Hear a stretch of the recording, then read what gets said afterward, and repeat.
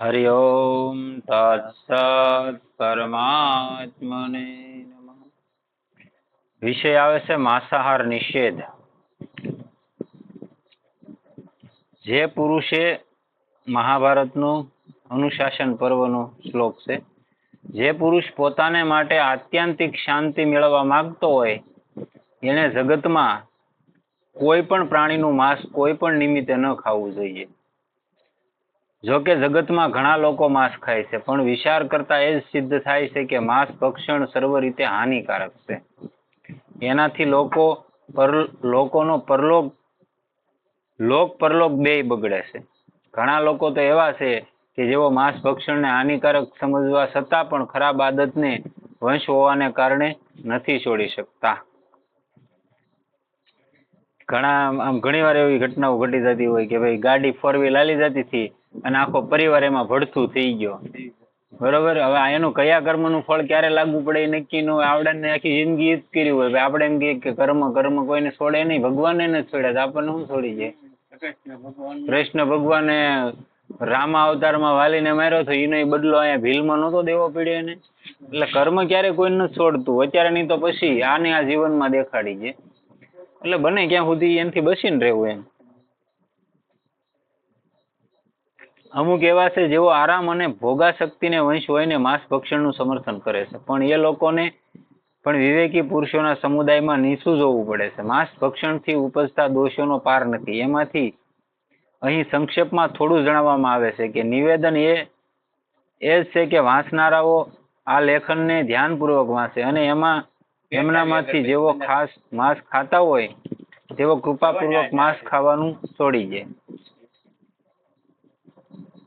પહેલા તો માંસ ભક્ષણ ભગવત પ્રાપ્તિમાં બાધક છે, પછી માંસ ભક્ષણથી ઈશ્વરની અપ્રસન્નતા થાય છે, પછી માંસ ભક્ષણ મહાપાપ છે, ચોથું માંસ ભક્ષણથી પરલોકમાં દુઃખ પ્રાપ્ત થાય છે, અને પાંચમું માંસ ભક્ષણ મનુષ્યને માટે પ્રકૃતિ વિરુદ્ધ છે।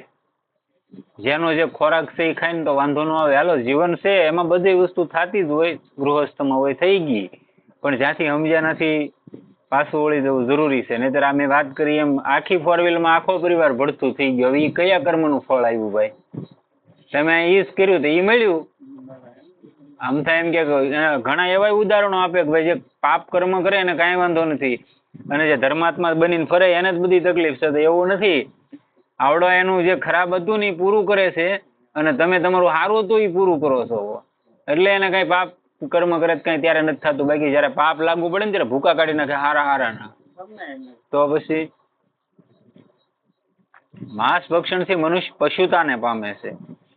માંસ ભક્ષણ મનુષ્યની અનધિકાર ક્રિયા છે। માંસ ભક્ષણ ઘોર નિર્દયતા છે। માંસ ભક્ષણથી સ્વાસ્થ્યની હાનિ થાય છે અને માંસ ભક્ષણ શાસ્ત્ર નિંદિત છે। હવે ઉપર કહેલા વિષયો પર સંક્ષેપમાં અલગ અલગ વિચાર કરીએ। સંપૂર્ણપણે અભયપદની પ્રાપ્તિને જ મુક્તિ અને પરમપદની પ્રાપ્તિ કે ભગવત પ્રાપ્તિ કહે છે। અભયપદની પ્રાપ્તિ એને જ થાય છે કે જેઓ બીજાઓને અભય આપે છે, જે પોતાના ઉદર પોષણ કે જીભના સ્વાદ ખાતર કઠોર હૃદયનો થઈને પ્રાણીઓની હિંસા કરાવે છે, એ પ્રાણીઓને ભય આપનારો અને એમનું અનિષ્ટ કરનારો મનુષ્ય અભયપદને સી રીતે પામે? મોહમ્મદ ઘોરી હતો, એને પૃથ્વીરાજ ચૌહાણને 24 વાર એને જવા દીધો, અને આને 1 વાર નહોતો જવા દીધો। પૃથ્વીરાજને એને પૂરી દીધો, જેલમાં હતો પૃથ્વીરાજ, પણ કુદરતનો સંયોગ કેવો જુઓ, બે આંખ્યું નહોતી છતાંય તે ઉપાડી લીધો કે ન ઉપાડી લીધો? આ કુદરતનો ન્યાય હોય। તમે કોકને જાતો કર્યો ને તો કુદરતે તમને જાતો કરે, પણ હવે તમે જ ન કર્યા હોય તો કુદરત ક્યારેય નથી કરવાનું। શ્રી ભગવાને નિરાકાર ઉપાસનામાં પરોવાયેલા સાધક માટે સર્વભૂત હિતેર હતા, અને ભક્ત માટે અદેષ્ટા સર્વભૂતાનામ મૈત્ર કરુણ એવ છ। સર્વભૂતે હિતેર હતા એટલે અંધાઈનું કલ્યાણ થાય, એનો અર્થ એ થાય સાર્વભૌમમાં જેટલા પશુ પંખી માણસ જે કાંઈ જીવ છે બધાયનું હિત થાય એમ કહીને સર્વભૂતોનું હિત અને પ્રાણી માત્ર પ્રત્યે મૈત્રી અને દયા કરવાનું વિધાન કર્યું છે। ભૂત હિત ભૂત દયા વિના પરમપદની પ્રાપ્તિ ઘણી દુષ્કર છે। માટે આત્માના ઉદ્ધારની ઈચ્છા રાખનારા પુરુષનું કર્તવ્ય છે કે એ કોઈ પણ જીવને કદી પણ કોઈ પણ જાતનું જરા પણ કષ્ટ ન આપે, ભગવત પ્રાપ્તિની તો વાત જ દૂર રહી, માંસ ખાનારને તો સ્વર્ગની પ્રાપ્તિ પણ નથી થતી. મનુ મહારાજ કહે છે, મનુ સમૃદ્ધિમાં કહેલું છે. ના કૃત્વા પ્રાણીનામ હિંસા માંસમુ મુત્પચ્યંધે ક્વચિત ન સ પ્રાણીવધ વિવર્જયતે. પ્રાણીઓની હિંસા કર્યા વિના માંસ ઉત્પન્ન થતું નથી અને પ્રાણીવધ કરવાથી સ્વર્ગ પણ મળતું નથી, માટે માંસનો ત્યાગ કરવો જોઈએ. તમારે અહીંથી કાંઈક અહીં તમે લાડ બધું દાન કરી નાખો અને હાંજ પડે કયકને કાપી નાખો તો એ કામનું હું? તમે એનો પૈસો એમાં ને એમાં વાપરો. અને જેને તમે દીધું કોઈ જગ્યામાં તમે પૈસો આપ્યો હોય ને તો એ જે વ્યક્તિ સાધુ હોય કોઈ પણ હોય એ વ્યક્તિ પૈસો વાપરે ને તો એનું કલ્યાણ ન થાય, એનું અહીંયા ભજન ઉભું રહી જાય. એટલે જંગલમાં ભજન કરનાર મહાપુરુષો સંતો છે એમ કે ભલે સાજલ ઝૂંપડીમાં રહેતા હોય, આપણે એમ કીધું કે દાન કરવું તો એમ કે કામ શું કરો પેલા પૂછે. તમે ભલે હોવા લાવીને હોવા ખાતા હો પણ તમારું કામ સાત્વિક સારું કામ હોવું જોઈએ. એ કરી એવડાવી નથી લેતા, એનું ભજન ઉભું રહેવા મળે તરત. અને જેને ભજન યારે કઈ હાડી બાર જ નથી, દુનિયામાં નામ બનાવી લીધું એની માટે બધું હાલે છે. એને ભજન યારે લેના દેના જ ન હોય, એને તો પોતાનું જ તે કંઈક કરવાનું હોય, દુનિયાને છેતરવાનો ધંધો. બાકી જેને ભજનાનંદી મહાપુરુષો છે ઈ ક્યારેય એમ આવતા નથી. આખા સરાસર જગતના રસીતા પરમ પિતા પરમાત્માની દ્રષ્ટિમાં સઘળા જીવ સરખા છે. એનામાં માણા હું કે બધા હરખા જ છે. પછી એમ કેવું જોઈએ કે એમના દ્વારા સર્જાયેલા હોવાથી સૌ એમના સંતાનો છે, માટે ભક્તની દ્રષ્ટિમાં સઘળા જીવો આપણા ભાઈઓ જેવા હોય છે. હવે જેનો જે ખોરાક છે હાવજ છે ઈ કોઈ પશુને મારી નાખે તો એને એની માટે પાપ નથી, કેમ કે ઈ એનો ખોરાક છે. બરોબર. હવે આપણે તો અહીંયા બધી સમજણ છે, આપણને અહીં મોકલ્યા 84 લાખ યોનીમાં એક જ એવી મનુષ્ય યોની છે કે 83,99,999 ઈ બધી બાદ કરતા એક યોની એવી છે કે એમાં માણસ વિચાર કરી શકે અને એને જેમ જીવવું એમ જીવી શકે. તો ભાઈ હું કામ આછે કરીને તમને નહોતી ખબર ક્યાં સુધી તમે જે કર્યું પણ જ્યાંથી ખબર પડી ત્યાંથી પાછા વળો તોય તમારું કલ્યાણ નિશ્ચિત છે. અજામિલને નહોતી ખબર છતાંય નારાયણ બોલે તો મુક્તિ મળી ગઈ છે, નહોતી મળી ગઈ? ભાવે ગભાવે જેને અગ્નિમાં તમે હાથ નાખો, ભાવે ગભાવે નાખો તોય બળી જવાના, પ્રેમથી નાખો તોય બાળવાનો, એનો સ્વભાવ છે બાળવાનો. એમ રામ તમે પ્રેમથી લ્યો તોય ભલે, પરણે લેવરાવે તોય ભલે, અને કદાચ આકસ્મિક લેવાઈ ગયું તોય ભલે, કલ્યાણ કરે એ કરે જ તે. આ રહસ્યને જાણનારા ઈશ્વર ભક્તને માટે પરમપિતા પરમાત્માના સંતાન પોતાના ભાઈ એવા કોઈ પણ જીવને મારવું તો દૂર રહ્યું, એ કોઈને જરા કષ્ટ પણ નથી આપી શકતો. જે લોકો આ વાતને નહીં સમજીને સ્વાર્થવશ બીજા જીવોની હિંસા કરે છે અને હિંસા કરતા કરતા જ પોતાના પર ઈશ્વરની દયા ઈચ્છે છે તેમજ ઈશ્વર પ્રાપ્તિની કામના કરે છે એ મોટા ભ્રમમાં છે. કે ભાઈ હું એટલા કમાઈ લઉં, આવડું આ કરી નાખું, ભાઈ 2 લાખ બાપુને દઈ દઈ તો ત્યાં બાપુને જો ને તો તમારું કલ્યાણ ન થતું. એવા પૈસા કોઈ લે નહીં, લે સાધુ હોય નહીં. પ્રાણીવધ કરનાર કુકર્મી મનુષ્યો પર ઈશ્વર કેમ કરીને પ્રસન્ન થઈ શકે? કોઈ પિતાનો એક પુત્ર લોભવશ પોતાના બીજા નિર્દોષ ભાઈઓને સતાવીને કે મારીને જેમ પિતાના ક્રોધનો પાત્ર બને છે, એ જ રીતે પ્રાણીઓને પીડા આપનાર લોકો ઈશ્વરની અપ્રસન્નતા અને કોપના પાત્ર બને છે. હવે આમાં ક્યાં કૃપા રહી તમારી માથે? આ તો તમે પૂર્વનું સુકૃત લઈને આવ્યા ને તો તમે જયારે કાંઈ કર્મ કરો છો તો એ છતાં તમારે સારું છે. એટલે માણસ એમ કે ભાઈ પાપ આ કળિયુગમાં એ કે પાપી પોરો છે. પાપી પોરો જરાય નથી. ઈશ્વરનો ન્યાય બધાની માથે હરખો લાગે, ભૂકા કાઢી નાખે જયારે આવે ને ત્યારે તે ખબર ન પડે અને તે ગોચાય ન જડીએ. અને ઓલો ભજનાનંદી ભલે હાવ ગરીબીમાં જીવતો હોય પણ પાછળની જિંદગી હારી હોય ને દુનિયામાં એનો કીર્તિ અમર રહી જાય. અને આપણી ત્રીજી પેઢીએ કોઈ ન ઓળખતું કે દાદા કોણ હતા એમ. ઘરમાં સૌ પહેલું સ્થાન અહિંસાને આપવામાં આવ્યું છે. બીજા બધા તો ધર્મના અંગો છે, જ્યારે અહિંસા પરમ ધર્મ છે. અહિંસા પરમો ધર્મ.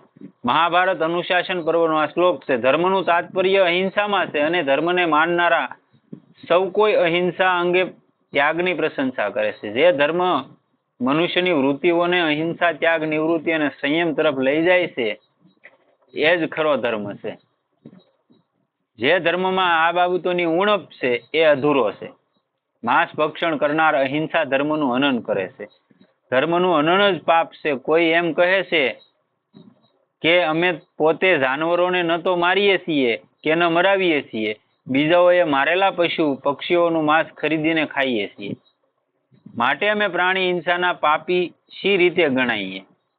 આનો ઉત્તર સ્પષ્ટ છે. હિંસા માંસાહારીઓ માટે જ કરવામાં આવે છે. કસાઈખાના માંસ ખાનારાઓ માટે જ બન્યા છે. જો માંસાહારી લોકો માંસ ખાવાનું છોડી દે તો પ્રાણી વધ તો એ કાપવાના નથી. તો પ્રાણી વધ કોઈ શા માટે કરે? આ તો સામા વ્યક્તિને ખબર છે કે આવડા લેવા આવવાના છે એટલે જ ઈ કરે છે, અને એનો દોષ એને નથી લાગતો. પાછો સમન કસાઈ થઈ જાય એક, ઈ તાજવા માથે કસાઈનો ધંધો કરે એને કોઈ તકલીફ નથી થતી. આજે ખાય છે એને એની માથે ચડે છે. સમન કસાઈ થઈ જાય એ પોતે ધંધો કરતા છતાં એને ભગવાન મળ્યા હતા જગન્નાથપુરીમાં. સ્વયં સાક્ષાત્કાર થયો હતો એને. એ જે શાલિગ્રામનો પથ્થર હતો એ શાલિગ્રામ ભગવાનથી 500 જોખવું હોય તોય જોખતા, ને કિલો જોખવું હોય તો એનથી જોખતા. જેટલું જોતું એક જ પથ્થર બની જતો. આવી એની માથે ભગવાનની કૃપા હતી. પણ એને ક્યારે એના શરીર નહોતો, એને અંદર નહોતું નાખ્યું, કેમ કે એના પૂર્વજોનો ધંધો હતો ને એ કરતા હતા. ગમે ત્યાંથી તૈયાર હોય ને લાવતા હતા ને અહીંયા વેચતા હતા. એની માથે એ દોષ નથી લાગતો, દોષ ખાનારા માથે લાગે. નો ખાય તો ક્યાં કોઈ કાપવાના છે? હા એમ. વળી એ પણ સમજવાની વાત છે કે કેવળ પોતાના હાથે કોઈને મારવાનું નામ જ હિંસા નથી. મહર્ષિ પતંજલિએ અહિંસાના મુખ્યપણે 27 ભેદો જણાવ્યા છે. જેમ કે યોગ સૂત્રમાં 27 અલગ અલગ ભેદ બતાવેલા છે. વિતર્કા હિંસાદય કુતકારિતાનુમોદિતા લોભ ક્રોધ મોહપૂર્વકા મૃદુ ધ્યાયાધિમાત્રા દુઃખાજ્ઞાનાંત ફલા ઇતિ પ્રતિપક્ષ ભાવનમ. એટલે કે પોતે હિંસા કરવી, બીજા પાસે કરાવવી અને હિંસાનું સમર્થન કરવું, આ ત્રણેય પ્રકારની હિંસા છે. આ ત્રણેયમાં પાપ લાગે. હિંસા કરવી, હિંસા કરાવવી અને હિંસા કોઈ કરતો હોય તેને સપોર્ટ કરવો, આ ત્રણેયમાં જે કેનાર વ્યક્તિ છે ને પાપ લાગે. આ ત્રણ પ્રકારની હિંસા લોભ, ક્રોધ અને અજ્ઞાનના હેતુઓને લીધે થવાને કારણે 3 ને 9 પ્રકારની થઈ જાય છે. અને 9 પ્રકારની હિંસા મૃદુ, મધ્ય અને અધિમાત્ર પૂર્વક થવાથી 9 તેરી 27, એ 3 માંથી 9 થઈ 9 તેરી 27 થઈ 27 પ્રકારની થઈ જાય છે. એ જ રીતે મિથ્યા ભાષણ વગેરેના પણ ભેદ સમજી લેવો. આ હિંસા વગેરે સઘળા દોષો કદી નષ્ટ ન થનારા અને અજ્ઞાન રૂપી ફળને આપનારા છે. એવો વિચાર કરવો જ પ્રતિપક્ષ ભાવના છે. આ જ 27 પ્રકારની હિંસા શરીર, મન અને વાણી દ્વારા થવાને લીધે 81 ભેદોવાળી બની જાય છે. માટે પોતે નહીં મારીને બીજાઓએ મારેલા પશુઓનું માંસ ખાનારો પણ વાસ્તવમાં પ્રાણી હિંસક હશે, એવું મનુ મહારાજ કહે છે મનુ સ્મૃતિમાં. હવે ઘણા બધા પ્રશ્નો એવાય આવે કે આ તો આ બધે બહાર જતું હોય એટલે માણસો એવાય પ્રશ્નો કરતા હોય, ભાઈ તમે એમ કહો કે હિંસા અને પાપ લાગે તો ખેડૂત છે એને કેમ નથી લાગતું? તો એનું એક કારણ છે કે ભાઈ ખેડૂતે તે આ જીવજંતુને દવા ને એવું નાખીને મારે છે, બરોબર? તો એનું એને કર્મ લાગવું જોઈએ ને, એવા પ્રશ્નો આવે. પણ એ પ્રશ્નોનું નિરાકરણ એ છે કે ભાઈ જે ખેડૂત છે, આ કિસાન છે, એ બધા દવા ને એવું નાખીને એનું મોલાદ બસાવવા માટે મહેનત કરતો હોય છે. એની પાછળ એકલો ન ખાતો, કેમ કે એમાં પશુ પંખી બધા ખાય, પછી કોઈ અતિથિ અભ્યાગત આવ્યો એ ખાય, પછી કોઈ સાધુ કોઈ પણ આપણા ઘરે આવ્યું હોય એને આપણે આપી. આ ઘણા બધા એમાંથી સુકરી દીવડે આ નષ્ટ થઈ જાય. આના જે આવા કર્મો થયા હોય નાના મોટી એ એમાંથી છૂટી જાય છે એમ. અને પછી જે વધે છે એ પાછું આ સમાજને આપે છે. ભલે એની મહેનત મૂડીલું જે લઈ નહીં આપે પણ આપે તો છે. આગળ ખેતી કરવાનું બંધ કરી દે તો ખાય હું શક્ય જ નથી, માણસ મરી જાય. એટલે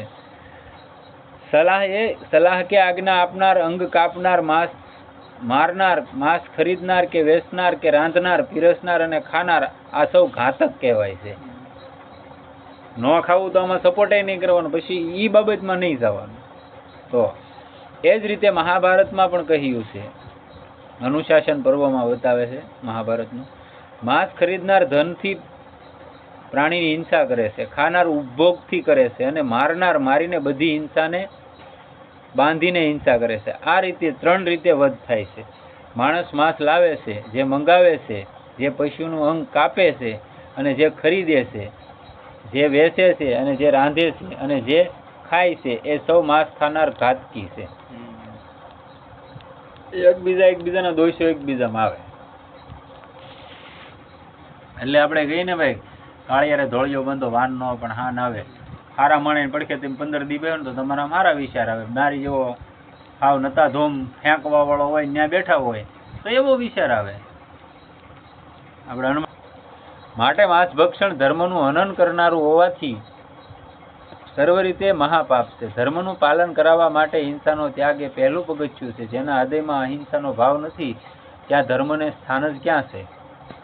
ભીષ્મ પિતામહ રાજા યુધિષ્ઠિરને કહે છે, માંસબ ભક્ષયતે યસ્મદ્રક્ષિષ્યતે.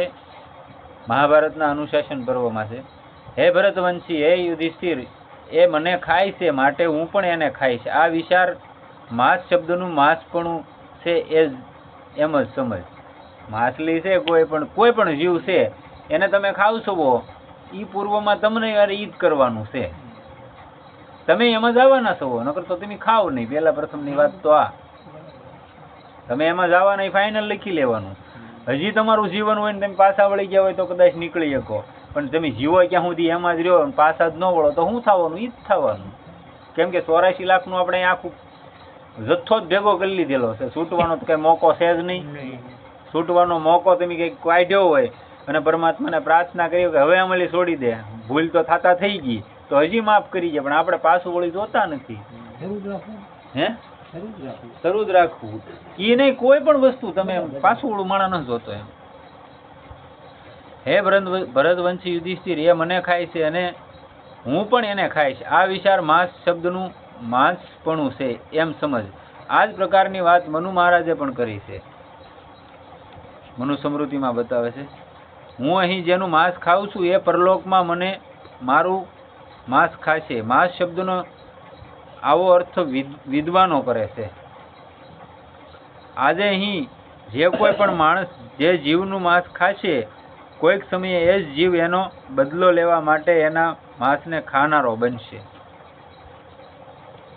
માણસ જેને જેટલું કષ્ટ આપે છે, સમય જતાં એને પોતાના કરેલા કર્મના ફળ સ્વરૂપે એ કષ્ટ એથી વધુ માત્રામાં ચક્રવૃત્તિ વ્યાજના હિસાબે ભોગવવું પડે છે. આપણે કોઈના પૈસા વ્યાજવા લીધા હોય અને ચક્રવર્તી જે સડતું હોય એમ આય આપે ચક્રવર્તી. યમરાજના દરબારમાં ચક્રવર્તી આની માટે છે. બીજા બધા કર્મોમાં તો કદાચ નથી, પણ આની માટે છે. અને તમારી તાકાત હોય તો એક માધવદાસ કરીને માહિતમાં થઈ ગયેલા છે, વાત કરી દઉં કે તમે કોઈ એમ કહેતો હોય કે તમારું પ્રારબ્ધ છે ને તમારે ભોગવવું પડે, તો પ્રારબ્ધ તમારે મટાડવું હોય ને તો દગ્ધ હોય થઈ જાય, બાળી શકો. વયું ન જાય પણ ટૂંકું થઈ જાય. આ મહાપુરુષો હોય, આ હિત પ્રેમાનંદ મહારાજ છે, એને 18 વર્ષથી કિડની ફેલ છે, બરોબર. તો એવા એ કદાચ એને કઈ ભજન ન કર્યું હોત તો એ 2-3 વર્ષમાં વૈયા ગયા હોય. પણ આ પ્રારબ્ધ અને પરમાત્મા, આ ભક્ત અને પ્રારબ્ધ બે હામાહામી લડે ત્યારે. નકર 18 વર્ષ ડોક્ટરે ના પાડતી હતી, તમે 2 થી 3 વર્ષ વગા જીવશો એમ કહી દીધું. જે તપાસ કરનારો ડોક્ટર હતો ને એ વયો ગયો, પણ આ જીવે જ. એટલે હામાહામી યુદ્ધ છું કહેવાય ને બેયનું, જીવનું ને ઈશ્વરનું હામાહામી યુદ્ધ છું કે ભાઈ આવડા જીવ આમ કે હું જીતી જાવ ને ઓલું પ્રારબ્ધ કે હું જીતી જાવ, એકે ન જીતતા. અને એમને માયલા છે 18 વર્ષથી. માધવદાસ મહાત્મા થઈ ગયા વૃંદાવનમાં. એને રોજ આમ શાસ્ત્રનું આપણે કેમ વાંચીએ એમ બેઠા બેઠા સત્સંગ કરતા હોય, એટલે એનું પ્રારબ્ધ આવે. આવીને કે ભાઈ કોણ? તા કે હું તમારું પ્રારબ્ધ થઈ કે કેમ? કે 6 મહિનાનું તમારી માથે કષ્ટ છે. કે એટલું બધું થાય કે હા. કે શું થાય? કારણ કે રક્તપિત્તનો રોગ થાય. રક્તપિત્ત તો આપણે જોયો નથી, પણ જેને છો હોય એને ખબર હોય કે આખા શરીરે ફોલ્લા ને એવું થઈ જાય ને એ વાતો સાંભળેલી. આખા શરીરે લોહીપુરું ને વાયલા જતા એવો રોગ થાય રક્તપિત્તનો. કે એ રોગ થાય તમને. કે એટલો બધો સમય નથી મારી આગળ. આવા મહાન ભક્ત હતા, એ સંત હતા. કે તો કે કાંઈક આડાવડું થાય એમ હોય તો કે, બાકી તો હમણાં નહીં મેળાવે, જવા દે. પ્રારબ્ધને એમ કહી દીધું કે વયું જા. એટલે પ્રારબ્ધ બીજે દી પાછું આવ્યું. કે હાલો 5 મહિના. કે એમ નહીં, હજી એટલો બધો સમય જ નથી મારી આગળ. એમ ઘટાડતા મહિને દી આવી ગયા. પણ તોય એણે કીધું કે મારે આગળ ભજનનું એટલું બધું ઓલું છે, મારે આગળ સમય નથી કે મારે ભજનમાં ખલેલ પડે એટલો બધો નથી કે તારે આવવું હોય તો આવે. કારણ કે તો બોલો તમે કહો કે 15 દી એટલે પ્રારબ્ધ કે હું 15 દી ભોગવી અને તમારી અંદર આવી જાઓ, 15 દીમાં તમે ભોગવી લો. કે નહીં, એટલો બધો સમય નથી. છેલ્લે એ પ્રારબ્ધને એમ કેવું પડ્યું 24 કલાક હાલો. તો એ કીધું કે વાંધો નહીં હાલો, જે તમને 100 મહિનામાં પીડા થવા નથી ને 24 કલાકમાં થાય. તો તમારી હાલત શું થાય? એના શિષ્યોને કીધું કે આ રૂમમાં હું સવારમાં જાઉં છું, પ્રારબ્ધને યારે એને વાત થઈ ગઈ જે કંઈ હતું એને યારે, એ કે હું આ રૂમમાં જાઉં, તમે બહારથી તાળું મારી દેજો, હું મરી જાઉં તોય તમે દરવાજો ન ખોલતા કે 24 કલાક સુધી હું દેકારા પડકારા જે કરું એ તમે ન ખોલતા, બહારથી તાળું મારી દો ને સવારમાં વહી ગયા, પ્રારબ્ધ સવાર થઈ ગયું. આખા શરીરે 100 મહિના તમને પીડા થવાની હોય અને એકારે 24 કલાકમાં આવે, તમારી હાલત તો ખરાબ થઈ જાય ને ભાઈ. આખા શરીરે લોહી પૂરું બધું હાલ્યું, આમ આવી રીતની તકલીફ થઈ ગઈ. દેકારા પડકારા કરે માલિકા, પણ કાંઈ દરવાજો તો ખોલવાનો હતો નહીં. 24 કલાક પછી બહાર નીકળ્યો તો એવા ને એવા તંદુરસ્ત. એટલે આ જેની ભજનનો પાવર છે એ આમે કરી શકે, પણ એ પ્રારબ્ધને ઊભું રાખી દીધું કે ભાઈ આપણે એમ કહીએ ચાલો ભાઈ પ્રારબ્ધ ન જાય તો જાતું નથી, ભોગવવું જ પડે. પણ તમારું કાંઈ પણ એમાં તમારો ભજનનો પાવર હોય તમે એને થોડું ઘણું આગા પાછું કરી શકો, ટૂંકું થાય એમ.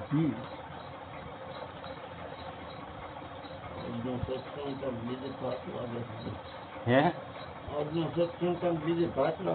કેમ? આજનો પણ વિષય જ એવો છે, માંસાહાર ભક્ષણ વિશેનો જ વિષય છે. ચક્રવર્તી વ્યાજના હિસાબે ભોગવવું પડે છે. આ સિવાય એ પણ યુક્તિસંગત વાત છે, જેમ આપણને બીજા કોઈ દ્વારા સતાવવાના કે મારવાના સમયે કષ્ટ થાય છે, એવી જ રીતે સૌને થાય છે. પરપીડા મહાપાતક છે, પાપનું ફળ સુખ શી રીતે હોય?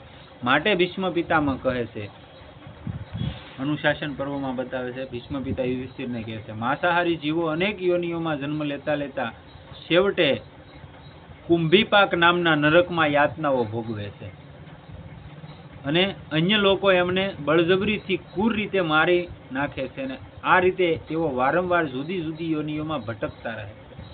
હવે અહીંયા આપણું શરીર છે આ બરોબર, અહીંયા કોઈ તકલીફ થાય તો આ શરીર નષ્ટ થઈ જાય, પણ જે પાપને એવા કર્મો કરેલા છે, જે નરકના અધિકારી બન્યા ને જે આવા નરકોમાં જાય, કુંભીપાકને એવા નરકોમાં જાય, એને અહીંયા સૂક્ષ્મ શરીર હોય ને એ શરીરને તમે જેટલી યાતના આપો એને કટકા કરી નાખો તો એ નોખું જ ન પડવાનું, એ તો ભોગવવાનું જ છે. એ કઈ એને તમે કટકા કરો તો એ ભેગું થઈ જવાનું છે. એટલે ન્યાય એને એટલી યાતના અહીંયા આપણે એમ કહીએ કે અહીંયા કરેલું છે ને અહીંયા ભોગવવાનું છે, ના રે ના, અહીંયા તો એનો 1% નથી. અહીંયા ખાલી એક્ઝામ્પલ બતાવાય કે હાથું તો ન્યા છે. ભગવાને સૃષ્ટિમાં જેવા જીવ બનાવ્યા છે એમના માટે એવા જ આહારની રચના કરી છે. માંસાહારી સિંહ, કૂતરા, વરુ વગેરેની આકૃતિ, એમના દાંત, પેઢા, પંજા, નખ અને હાડકા વગેરેની સાથે માણસની આકૃતિ અને એના દાંત, પેઢા, પંજા, નખ અને હાડકાની સરખામણી કરતા એ સ્પષ્ટપણે જણાય છે કે માણસ માટે ખાવાલાયક અન્ન, દૂધ અને ફળો જ છે. હાવજને રાંધવું ન પડે, રાંધવું ક્યાંય સાંભળ્યું હાવજે રાંધ્યું એમ? કોઈ પણ પશુ કોઈ જાનવરનું મારણ કર્યું હોય તો એને કઈ છેડવવું ન પડે, એમને એમ ખાઈ લે, કેમ કે એની જઠરાગ્નિ એવી સ્ટ્રોંગ છે, એની માટે જ એ વસ્તુ છે, એટલે એ ખાઈ શકે ને પસાવી શકે. આપણે ઉલ્લી જાય તરત, રામ નામ સચ્ચે થઈ જાય, વલકાલી મારીને હોય તો અહીંયા લાવવો પડે આપણે. જળ ચિકિત્સાનો પ્રસિદ્ધ આવિષ્કાર કરનાર લુઈ કુને મહોદયે પણ કહ્યું કે માણસ માંસાહારી પ્રાણી નથી, એ તો માંસાહાર કરીને માણસની પ્રકૃતિના વિરુદ્ધ કાર્ય કરીને અનેક પ્રકારની વિપત્તિઓને નિમંત્રે છે. અને આજના જ તે નાસા, જે અમેરિકાનું નાસા કહેવાય કે નહીં, જે વૈજ્ઞાનિકોએ ખોજ કરી, નાસા ફાઉન્ડેશનમાં આજે એક એવો લેખ છપાણેલો છે પેપરમાં કે નામ જપ ને નામ કીર્તનથી એક નવી ઉર્જાની ઉત્પન્ન થાય માણસની અંદર. આજમાં જ છપાણેલો છે.